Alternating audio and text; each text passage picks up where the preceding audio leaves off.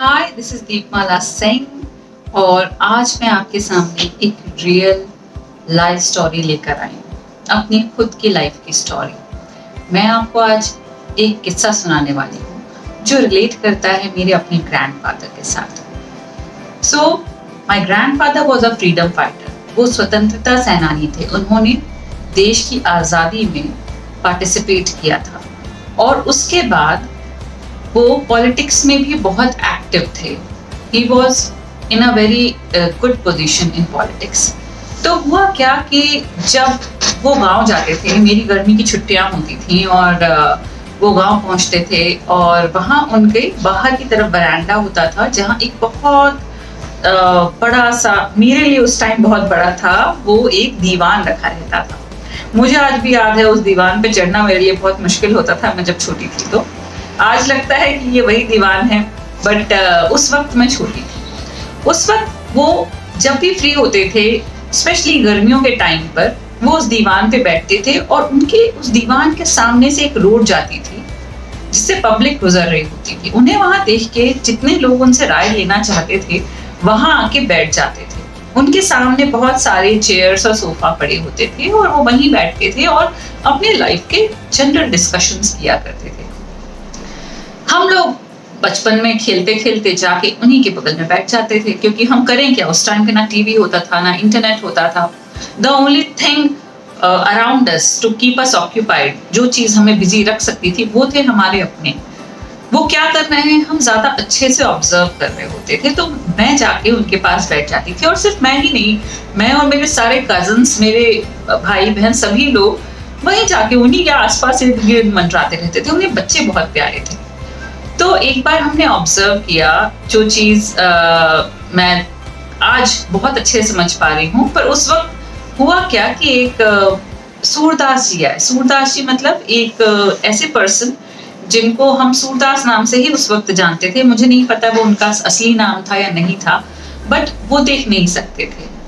और इस वजह से जब वो वहां आए और उनको अर्निंग के कोई सोर्सेज नहीं थे, तो उन्हें नहीं समझ में आ रहा था कि मैं क्या करूं, अपना पेट कैसे भरूं।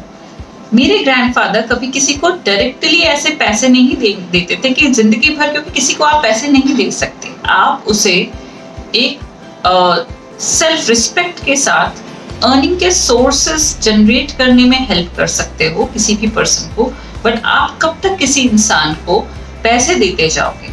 तो मैंने एक चीज ऑब्जर्व की, बाद में मैंने डीपली ऑब्जर्व की। उस वक्त मैंने बस देखा था कि जो सूरदास जी थे उनके पास सिर्फ एक स्किल थी, वो संगीत बहुत अच्छा सुना सकते थे। उन्हें हारमोनियम बजाना बहुत अच्छा आता था। और उन्होंने क्या किया, मेरे ग्रैंडफादर ने उनसे पूछा कि आप कौन सी चीज है जो आप बहुत अच्छी करते हैं, और उन्होंने बताया कि मैं हारमोनियम बहुत अच्छा बजाता हूँ और मैं गाना बहुत अच्छा गाता हूँ। तो उन्होंने क्या किया, मेरे ग्रैंडफादर ने, उन्होंने मुझे, मेरी सिस्टर को और मेरी कजन को, हम तीन ही लोग उस टाइम पे गर्मी की छुट्टियों में उस वक्त वहां पर थे गर्ल्स में, उन्होंने कहा कि इन तीनों को कल से आप संगीत की शिक्षा देंगे। और अगले ही दिन से उन्हें हमारा गुरु बना दिया गया उस संगीत की शिक्षा के लिए।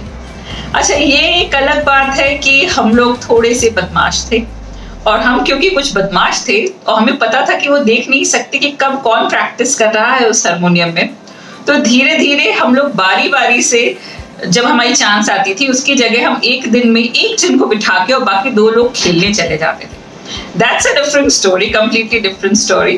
But the main observation was, जो चीज इस पूरे इंसिडेंट से मुझे याद रहेगी जिंदगी में, उसी चीज को शायद मैंने कॉन्शियसली या अनकॉन्शियसली अपने अंदर मैंने बड़े होने के बाद पाया।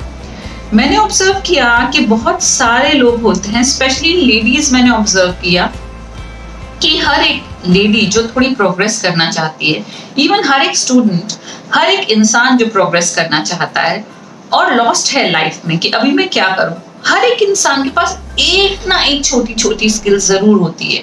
कोई ना कोई छोटी बड़ी स्किल होगी ही होगी आपके पास। तो वो एक स्किल समझिए कि क्या है जो आपको बहुत खुशी देती है, जो चीज, और उसी स्किल को आप करना शुरू कीजिए और वो ही उसी में आप मास्टर करना शुरू कीजिए, वो ही आपको प्रोग्रेस की तरफ ले जाती है।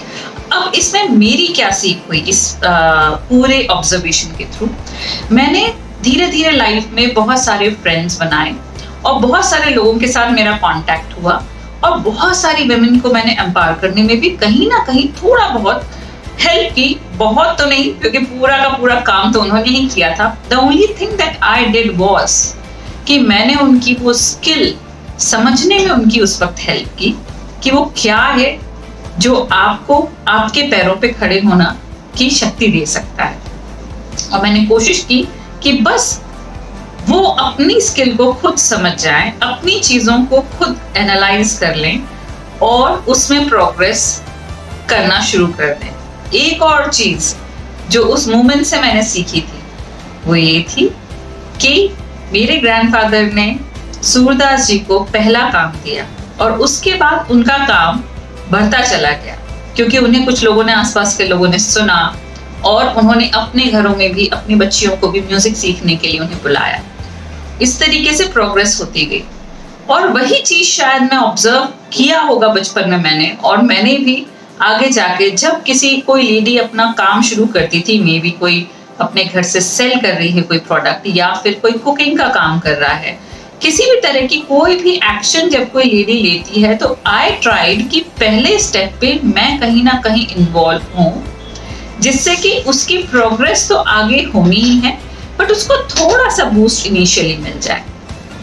ये इसलिए आज मैं बता रही हूँ क्योंकि आपके बच्चे भी जो बनने वाले हैं वो आपको देख के बनने वाले हैं, आपके बड़ों को देख के बनने वाले हैं और आप नहीं डिसाइड कर सकते कि कौन सी चीज वो ऑब्जर्व करके अपनी जिंदगी में ले जाएंगे और कौन सी चीज वो छोड़ देंगे। ये सिर्फ उनके ऑब्जर्वेशन पे डिपेंड करता है और उनकी स्ट्रेंथ पर डिपेंड करता है। So it is just your behaviour and the people they are surrounded with. आपका व्यवहार और आपके आसपास के लोग और उनके आसपास के लोग डिसाइड करते हैं कि आपके बच्चे बड़े होके क्या बनने वाले हैं और सोसाइटी में क्या कंट्रीब्यूशन करने वाले हैं और अपनी लाइफ में वो क्या प्रोग्रेस और कंट्रीब्यूशन करने वाले हैं।